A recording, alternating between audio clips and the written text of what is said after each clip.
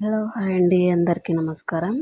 మన ఛానల్లో ఈరోజు కరెంట్ అఫైర్స్ ఏంటి అంటే మనకి అంటే ఏ కాంపిటేటివ్ ఎగ్జామ్స్కైనా కూడా ఎంట్రన్స్ ఎగ్జామ్స్కైనా కూడా మనకు కరెంట్ అఫైర్స్ అనేవి చాలా మస్ట్ కదండి. సో అది కాకుండా మనకి ఇప్పుడు ఎగ్జామ్స్ నోటిఫికేషన్ అనేది పడే ఛాన్స్ ఉంది కాబట్టి సో మనకు ముందుగానే కరెంట్ అఫైర్స్ అనేవి ప్రిపేర్ చేసి పెట్టుకుంటే చాలా యూస్ఫుల్గా ఉంటాయి ఎగ్జామ్స్ మూమెంట్లో. సో ప్లీజ్ కరెంట్ అఫైర్స్ కావాలి అనుకుంటే నా ఛానల్ని అయితే సబ్స్క్రైబ్ చేసుకోండి, ఫాలో అవ్వండి, లైక్ ఇవ్వండి, షేర్ చేయండి. డైలీ నేను కరెంట్ అఫైర్స్ అయితే అప్లోడ్ చేస్తూ ఉంటాను. ప్లీజ్ ఛానల్ని అయితే సబ్స్క్రైబ్ చేసుకోండి, లైక్ చేసి ఫ్రెండ్స్ ఫ్యామిలీ మెంబర్స్ ఎగ్జామ్స్కి ప్రిపేర్ అయ్యే వాళ్ళు ఉంటారు కదా, సో వాళ్ళకు ఈ వీడియో అనేది షేర్ చేయండి. ముందుగా ఇందులో ఫస్ట్ వన్ ఏంటో చూసేద్దాం. సాచెట్ మొబైల్ యాప్ యొక్క ప్రధాన లక్ష్యం ఏమిటి? సాచెట్ మొబైల్ యాప్ యొక్క ప్రధాన లక్ష్యం ఏమిటి అంటే ప్రకృతి విపత్తుల గురించి వాస్తవ సమయంలో వార్తలని అందించడం అనమాట. సాచెట్ మొబైల్ యాప్ యొక్క లక్ష్యం ఏంటి అంటే ప్రకృతి విపత్తుల గురించి వాస్తవ సమయంలో వార్తలు అందించడం అన్నమాట. Next one, early titled Tuesday chess టోర్నీలో విజేతగా నిలిచింది ఎవరు?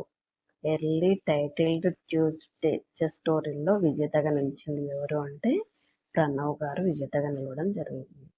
నెక్స్ట్ వన్, నక్షా శిక్షణ రెండవ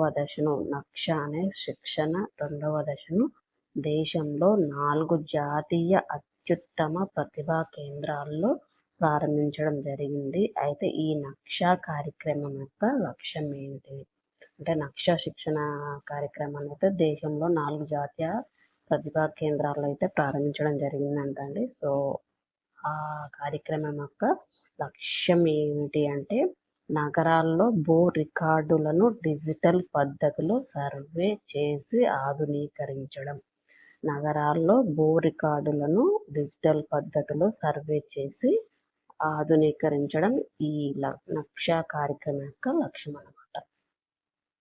నెక్స్ట్ వన్, 2025 జూన్లో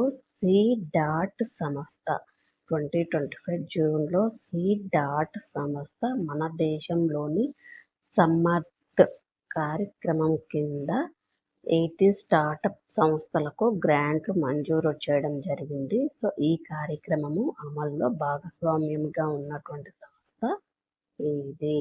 2025 జూన్లో సంస్థ మన దేశంలోని సమర్థ్ కార్యక్రమం కింద 18 స్టార్టప్ సంస్థలకు గ్రాంట్లు మంజూరు చేయడం జరిగింది. అయితే ఈ కార్యక్రమం అమల్లో భాగస్వామిగా ఉన్నటువంటి సంస్థ ఏది అంటే భారత సాఫ్ట్వేర్ టెక్నాలజీ పార్కుల సంస్థ. ఏంటి అంటే భారత సాఫ్ట్వేర్ టెక్నాలజీ పార్కుల సంస్థ అన్నమాట.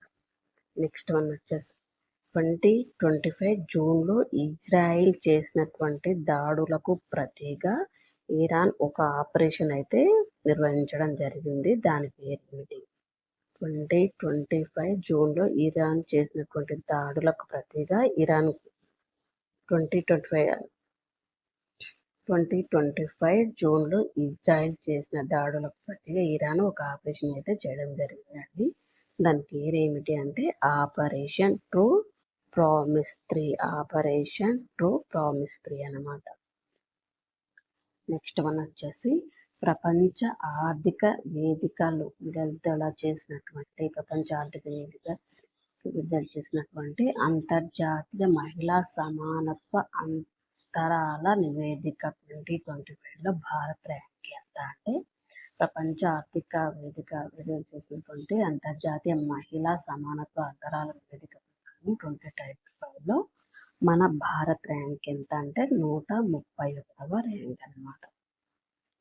నెక్స్ట్ వన్ వచ్చేసి 2025 జూన్లో భారత వ్యవసాయము రైతు సంక్షేమ మంత్రిత్వ శాఖ CROPIC అనే అధ్యయనాన్ని ప్రవేశపెట్టడం జరిగింది.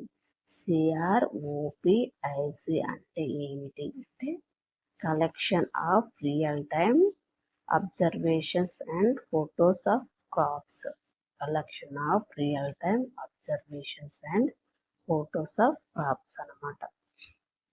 నెక్స్ట్ వన్ వచ్చేసి భారత వ్యవసాయము రైతు సంక్షేమ మంత్రిత్వ శాఖ. భారత వ్యవసాయము రైతు సంక్షేమ మంత్రిత్వ శాఖ ప్రవేశపెట్టినటువంటి CROPIC యొక్క పని ఏంటి అంటే, ఇది క్వశ్చన్ చిన్నగా ఉంది కదా, ఆన్సర్ ఏంటి ఇంత పెద్దగా ఉందని చూడొద్దండి. సో మనకు ఎంట్రన్స్ ఎగ్జామ్లో కానీ కాంపిటేటివ్ ఎగ్జామ్లో కానీ క్వశ్చన్ ఎలా వస్తుంది అనేది మనకు తెలియదు కాబట్టి క్వశ్చన్ పర్ఫెక్ట్గా చదివి ఆన్సర్ అయితే చూసుకోవాలన్నమాట.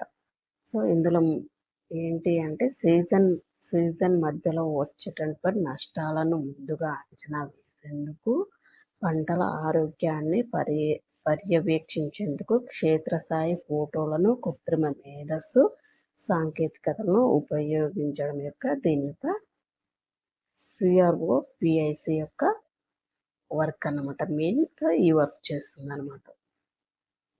నెక్స్ట్ వన్ 2025 సంవత్సరానికి సాహిత్య అకాడమీ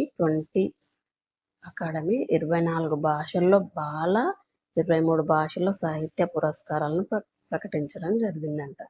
అయితే తెలుగు విభాగంలో ప్రసాద్ సూరి రచించిన ఏ రచనకు యువ సాహిత్య పురస్కారం లభించింది? 2025 సంవత్సరానికి సంబంధించి సాహిత్య అకాడమీ 24 అంటే సాహిత్య అకాడమీ 24 భాషల్లో బాల, 23 భాషల్లో సాహిత్య. అయితే సాహిత్య అకాడమీ ఏంటంటే 24 భాషల్లో బాల, 23 భాషల్లో సాహిత్య పురస్కారాలను ప్రకటించడం జరిగిందంట. అయితే తెలుగు విభాగంలో ప్రసాద్ సూరి రచించిన ఏ రచనకు యువ సాహిత్య పురస్కారం లభించింది అంటే మైరావన సాహిత్యానికి పురస్కారం లభించడం జరిగింది. ఇదండి ఈరోజు మన ఛానల్లో కరెంట్ అఫైర్స్. ప్లీజ్ మీ ఫ్రెండ్స్కి అయితే షేర్ అయితే చేయండి, లైక్ అయితే ఇవ్వండి. ప్లీజ్ ఛానల్ని అయితే సబ్స్క్రైబ్ చేయడం మాత్రం మర్చిపోకండి. ఎందుకు అంటే కరెంట్ అఫైర్స్ అనేది దేనికైనా యూజ్ అవుతుంది కదండి. సో ఈ కాంపిటేటివ్ ఎగ్జామ్ కానీ మనకు ఎంట్రన్స్ ఎగ్జామ్స్ కానీ యూజ్ అవుతుంది. సో అలా ఒకసారి చదివి పెట్టుకున్నట్లయితే నోటిఫికేషన్ ఎప్పుడు వరకు కూడా మనం అటెండ్ చేయవచ్చు అనమాట ఎగ్జామ్స్లో. సో ఇది అనమాట మన ఛానల్లో కరెంట్ అఫైర్స్. సో షేర్ చేసి, లైక్ చేసి ఛానల్ని అయితే సబ్స్క్రైబ్ చేసుకోండి. Thank you all of you. Keep watching.